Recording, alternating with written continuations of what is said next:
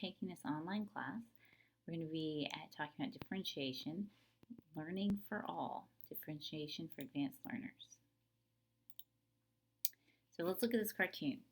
For fair selection, everybody has to take the same exam. Please climb that tree. Now, we can see how humorous this is, but that's kind of like what we do in public education. We have state standards and we have a state assessment. And no matter what skills the student comes to us with, they have to take the same tests and they have to learn the same things. These are some pictures from a training several years ago, and we can see that this is more like what we do in education. If an elephant needs to get to the top of the tree, then we're going to design, you can see here they've designed this pulley system, right? So as a teacher, you might be tutoring before and after school. You're going to help them get where they need to go. Here you've got the goldfish. The goldfish needed some different tools to master the test. They needed to have a helicopter. And you've got a seal down here being shot out of a cannon. And a dog, we had to build a staircase for this dog to get up there. So that's more like what's happening in classrooms. We're doing whatever it takes to equip these students so that they can pass that test. Let's go back here one more time. I want to point out one thing. If you'll notice, there's one student, though, who came completely equipped and able to do even more than climb that tree. The student would be very good at climbing the tree, and that's the monkey. You got this monkey here that really doesn't need anything to be able to master this class and be able to make 100 on that exam. So what about the monkey? What do we do whenever we have a student in our classroom that can not only master the exam, but they can do it well? They have no problem with it. This is Gifted Children's Bill of Rights. It was written by Del Siegel. He was an NAGC president. Gifted children have the right to know about their giftedness, learn something new every day, be passionate about their talent area without apologies, have an identity beyond their talent area, feel good about accomplishments, make mistakes, seek guidance in the development of their talent, have multiple peer groups and a variety of friends, choose which of your talent areas you wish to pursue, and not be gifted at everything. This is a metaphor for differentiation. You can see you've got stairs to climb up, or you've got an escalator. If we're differentiating, we're not going to make somebody climb up the stairs who isn't capable. Let's review differentiation. I think it's helpful when we talk about differentiation to talk about what differentiation is not. It's not an afterthought. That should be part of the initial lesson design. It's not more of the same. For example, adding 20 extra questions to an assignment doesn't differentiate that assignment. It's not just a set of strategies. It's not just a list of things. It's more about meeting student needs. It's not based on assumptions. It could be based on formative assessments or on your progress monitoring, but it's not based on what happened last year, and it's not based on any assumptions about the students.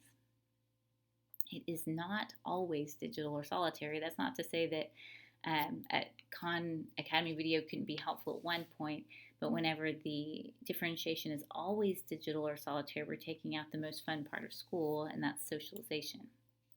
It's not disconnected from standards. It's not something completely different than what everyone else is studying. It's definitely not a separate lesson for every kid. We have teachers teaching high school students. Over 150 students are assigned to them. We have elementary school teachers planning for and teaching 6 to 7 different contents.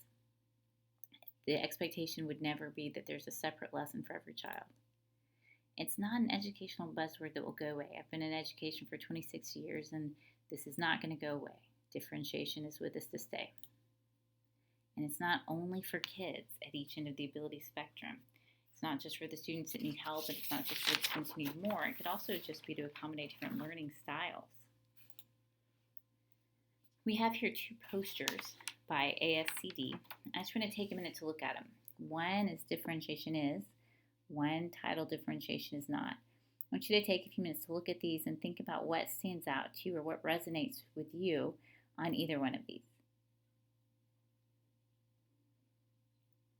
One thing that I notice on differentiation is an idea as old as effective teaching And that takes me back to, in my mind, a one-room schoolhouse.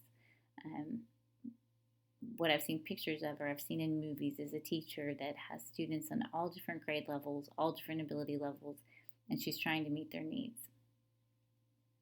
So the idea is not new. And then also at the bottom right-hand corner of differentiation is at the core of quality teaching. Differentiation is at the core of quality teaching, and it's not just for students that have been identified as gifted. Differentiation is a way of meeting every student's unique needs by creating or modifying assignments that fit the student's readiness, learning profile, or interest. Teachers can differentiate by modifying the process through which a student learns, the product the student creates, the content that is presented to the student, or the environment in which the student learns. I've got a picture here of a road. I think everyone is on their own educational journey. And as teachers, it's our job to either provide an extra on-ramp for someone who's having difficulty getting on their road. Perhaps we need to provide them with a bridge to some new learning. But I'd like to think about education as a journey, and this is our road. If education is a journey, then what could these things symbolize?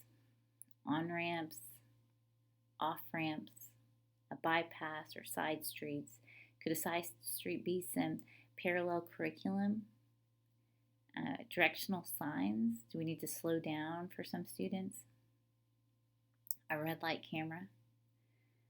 Construction ahead signs? Maybe that's us anticipating what our students are going to have trouble with, or future misunderstandings.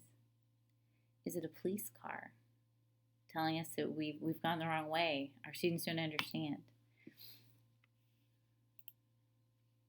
What are the most common roadblocks to differentiation? Just take a few minutes and I want you to jot down on just a piece of scratch paper, what do you feel are the most common roadblocks to differentiation and why?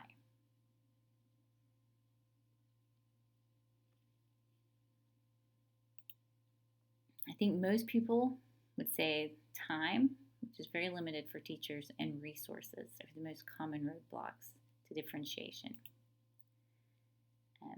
Since teachers lack time and resources to differentiate, many often fall back to classroom practices that require zero prep, such as peer tutoring, reading a book, online games, or classroom chores.